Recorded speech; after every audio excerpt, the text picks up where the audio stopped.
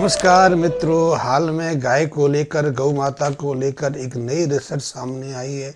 अध्ययन परीक्षणों से पता चला है कि जब हमारी गौ माता शांत होती है, प्रसन्नचित्त होती है, निर्भय होती है और जब वो एक सुखी व्यवहार में रहती है तो उसकी जो रहने की अवस्था है, घूमने की जो दिशा है, वो एक विशेष रहती है।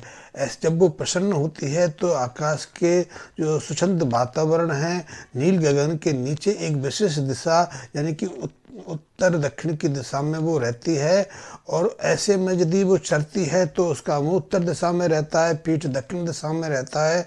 और यदि वो विश्राम करते हुए कहीं बैठती है तो भी उसकी दिशा उत्तर दक्षिण की रहती है। इसी दिशा में वो चलती भी है और इसी दिशा में बैठकर वो जुगाली भी करती है। रात्रि यदि उसको अवसर मिले तो उसी दिशा में रहकर नींद का आनंद भी लेती है। और वैज्ञानिक कहते हैं कि ये इसका अर्थ है कि हमारी गौ माता के पास दिशा बोध का एक विशेष अद्भुत क्षमता है। जैसी दिशा बोध की क्षमता ऐसी जिसे कहते हैं पृथ्वी की चुंबकीय शक्ति को समझने की क्षमता कई पशु पक्षियों की पतंगों के पास रहती है। क्योंकि जब पक्षी समुद्र के ऊपर से गुजरते हैं तो वो दिशा भूल सकते हैं, क्योंकि समुद्र के बीच पहुंचकर उन्हें उत्तर पश्चिम पूर्व पश्चिम का कोई बोध नहीं रहता। तो ऐसे में उनके अंदर कोई विशेष तंत्र रहता है, कोई विशेष ग्रंथि रहती है जो उन्हें जिस दिशा से वो आए हैं या जिस दिशा में उन्हें जाना है उसका सूचना देती है। इसी तरह हमारे गाय के अंदर भी वैज्ञानिक मान रहे हैं, हम तो मानते रहे हैं, लेकिन अब आधुनिक वैज्ञानिक इस बात को मान रहे हैं कि हमारे गाय के पास भी कोई ऐसी विशिष्ट इंद्रिय रहती है। जैसे कि हम मानते हैं कि हमारे पास 5 इंद्रियां हैं और कभी कभी कोई व्यक्ति इन इंद्रियों से परे जाके कुछ जानकारी ले लेता है या किसी को उसकी जानकारी देता है तो हम कहते हैं कि इसकी सिक्स्थ सेंस जागृत होगी, छठी इंद्रिय सक्रिय होगी। इसी तरह कीट पतंगे और पशु पक्षियों के पास भी एक विशेष इंद्रिय रहती है जिसे हम छठी इंद्रिय कहते हैं। तो गाय के बारे में भी यह पता चला है कि गाय के अंदर भी, गाय के मस्तिष्क में भी एक विशेष इंद्रिय रहती है जो छठी इंद्रिय की तरह उसको विशेष क्षमताएं प्रदान करती है। इसीलिए गाय कई ऐसी पूर्व जो प्रतिकूल स्थितियां हैं उन्हें भांप लेती है। वैसे ये विशिष्ट गुण कई पशु पक्षियों के पास भी है। कई तो मैं गलत शब्द कह रहा हूँ, सभी पशु पक्षियों के पास भी है। किसी समय मनुष्य के पास भी होता था, लेकिन मनुष्य ने अपने बुद्धि चातुर्य को लड़ा के तर्कता को आगे लाकर उभार कर अपनी उस विशिष्ट क्षमता को गंवा दिया।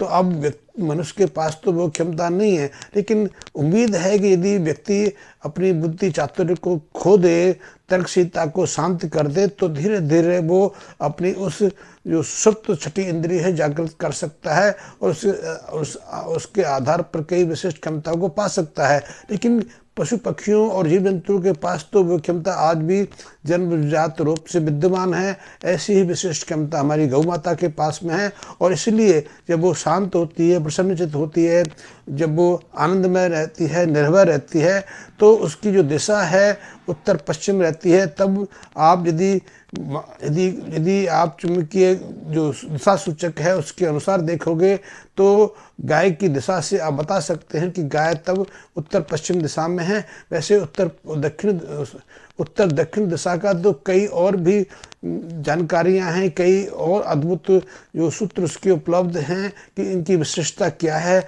हम रात्रि सोते हैं तो भी हमें बताया जाता है कि हमें उत्तर दक्षिण में से किस दिशा में सोना चाहिए, हमारा मुंह किस दिशा में रहना चाहिए, पैर किस दिशा में रहना चाहिए। तो ये विशिष्टता है। उत्तर पश्चिम तो उत्तर दक्षिण की दिशा का तो पृथ्वी की गुरुत्वाकर्षण शक्ति के साथ भी घनिष्ठ संबंध है।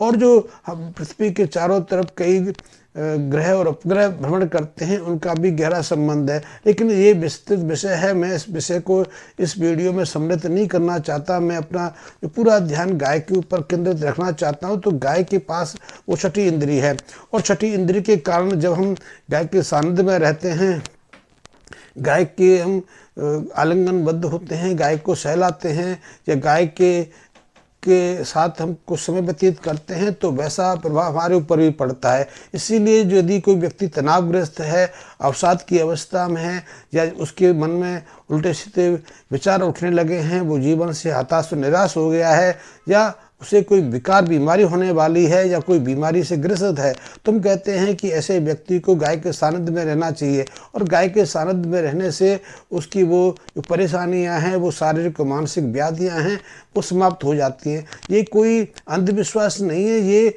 वैज्ञानिक सटीकता है। और अब आधुनिक शोध भी इस बात को सत्य और प्रमाणित साबित कर रहे हैं। तो यदि आप गाय के सानिध्य में रहते हैं तो आपके शरीर में भी कई तरह के बदलाव आते हैं, हम इसका अनुभव करें या ना करें, लेकिन यथार्थ है कि हमारे शरीर के अंदर कई ऐसे बदलाव आते हैं। गाय के अंदर स्वयं गाय के अंदर भी ऐसे परिवर्तन होते हैं। इसलिए हमने देखा है कि हमारे गांव देहात में एक परंपरा है कि यदि कोई बच्चा डरता है, बार बार बीमार पड़ता है या उसकी मनोदशा ठीक नहीं रहती है, तो कहते हैं कि गाय की पूंछ से उसको झाड़ा करना चाहिए। झाड़े करने से, अभी देखने में तो ये अंधविश्वास है, लेकिन यथार्थता ये है कि उस अवस्था में यदि बच्चे को गाय के औरा के पास में, प्रभा मंडल के पास में ले जाते हैं और गाय के गंध की जो घनत्व है उसमें उसको कुछ समय रखते हैं, तो उसका गहरा प्रभाव बच्चे के ऊपर पड़ता है और बच्चे की मनोदशा में सुधार होने लगता है। इसी तरह देखा गया है कि जो स्त्रियां गाय की सेवा में संलग्न रहती हैं, गाय की सेवा सेवा करती हैं, गाय के सानिध्य में रहती हैं, उन्हें मासिक चक्र संबंधी परेशानी नहीं आती है, उनकी व्यवहार कुशलता भी यथावत बनी रहती है, वो शीघ्र थकावट महसूस नहीं करती। और ऐसा भी देखा गया है, ये बात तो बहुत लोगों से आपने सुनी भी होगी, कि गाय के शरीर पर हाथ फेरने से, गाय को सहलाने से व्यक्ति का जो बढ़ा हुआ रक्तचाप कम होता है, हृदय की धड़कन भी जो अनियमित रहती है वो नियमित होने लगती है, या तीव्र धड़कन शांत होने लगती है। तो ये यथार्थ है, क्योंकि ये सिर्फ गाय के शरीर में घटित होने वाले परिवर्तनों से गहरा संबंध रखता है। आपने देखा होगा, जब गाय प्रसन्न रहती है, संतुष्ट रहती है और आपके अंदर भी गाय के प्रति अपनत्व का भाव रहता है, तो गाय आपको सहलाती है, गाय आपके शरीर पर अपना थूथन रखती है, या कई बार गाय अपने जीभ से चाटती है। गाय के चाटने से भी, गाय के जीभ के स्पर्श से भी आपके शरीर में गहरे परिवर्तन होते हैं।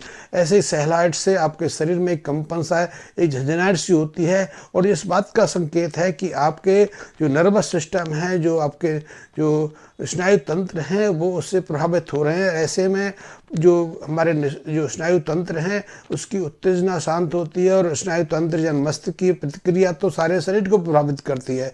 यदि मस्तिष्क में कोई प्रतिक्रिया रहती है तो तत्काल हमारे शरीर पर उसका प्रभाव पड़ता है। यदि हमारे जो न्यूरॉन्स हैं, हमारे जो नर्वस सिस्टम है वो उत्तेजित होता है, तो तत्काल उसका गहरा प्रभाव हमारे पाचन तंत्र में पड़ता है।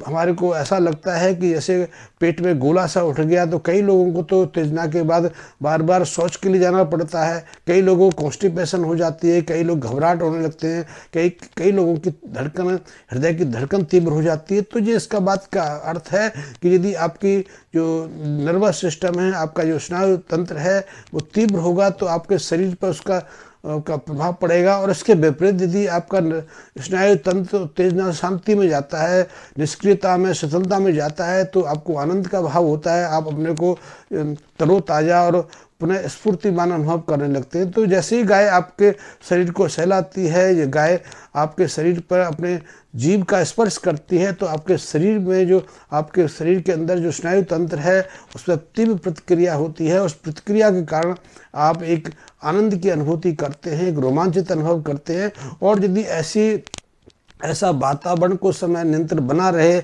ऐसा बार बार आप गाय के सानिध्य में रहकर अनुभव कर सकें, तो जो स्नायु तंत्र के बाद आपके जो एंडोक्राइन ग्लैंड्स होते हैं, अंतःस्रावी ग्रंथियां होती हैं, और जो शरीर को पूरी तरह प्रभावित करने के लिए उत्तरदायित्व होती हैं। क्योंकि किसी भी एक अंतःस्रावी ग्रंथि, किसी एक एंडोक्राइन ग्लैंड्स की अनियमितता से आप ऐसे रोगी बन जाते हैं जिसकी कोई औषधि आज तक उपलब्ध नहीं हो पाई है।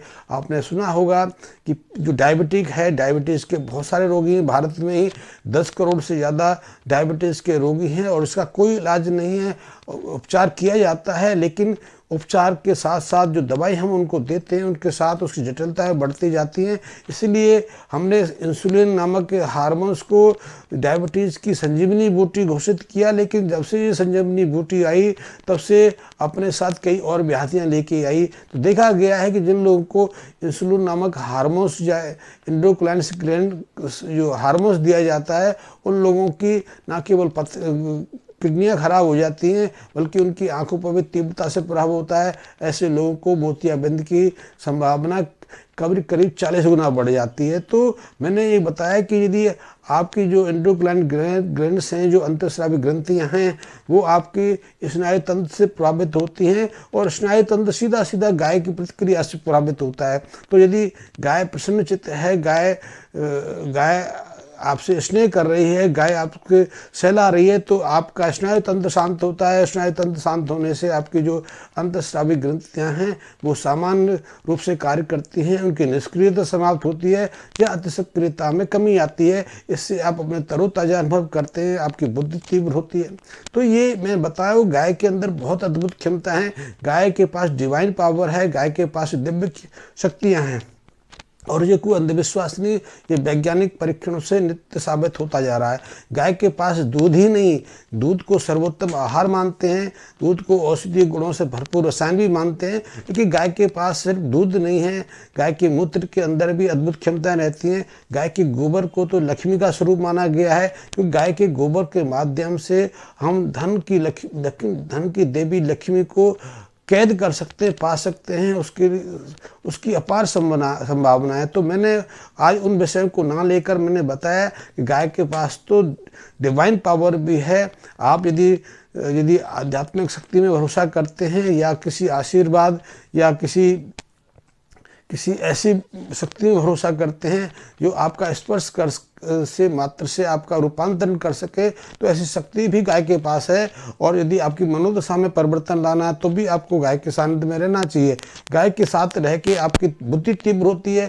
बुद्धि तीव्र इसलिए नहीं होती कि आपने ग्वाला बनना है, बल्कि इसलिए तीव्र होती है कि गाय के अंदर डिवाइन पावर है, ऐसी एक ऑरा की शक्ति है, ऐसा प्रभामंडल है जो आपकी मस्तिष्क के जो केंद्रों को उत्तेजित करता है, आपकी जो बुद्धि प्रवीणता को में कई गुना वृद्धि करता है, आपकी स्मरण शक्ति में वृद्धि होती है। तो ये व्यवहार है, ये पहले जो हम अपने पौराणिक ग्रंथों में पढ़ते हैं या विभिन्न ग्रंथों में गाय की जो शक्तियाँ बताई गई हैं वो यथावत हैं। गाय एकमात्र ऐसा जीव है जो सैकड़ों वर्षों तक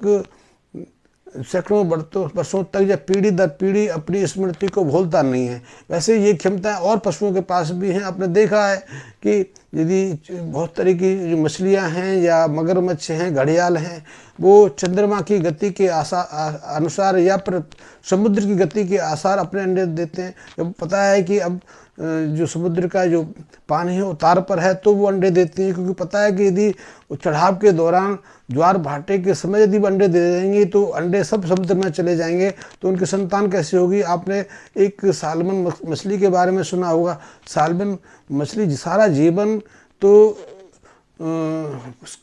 मीठे पानी में व्यतीत करती है, लेकिन उसका जन्म जो खारे पानी में होता है, और वो हजारों किलोमीटर की यात्रा करके समुद्रों को, नदियों को पार करते हुए अपने गंतव्य तक पहुंचती है। और जब उसको अंडे देने होते हैं तो फिर वो अपने जो जन्म स्थल रही समुद्र, जो खारा पानी रहा है, वहाँ लौटती है। इस दरमियान उसको काफ़ी कुछ व्यतीत करना पड़ता है। तो ये ऐसी क्षमताएं सब प्राणियों के पास हैं। और मैंने तो आपको बताया कि हमारे गाय के पास भी है।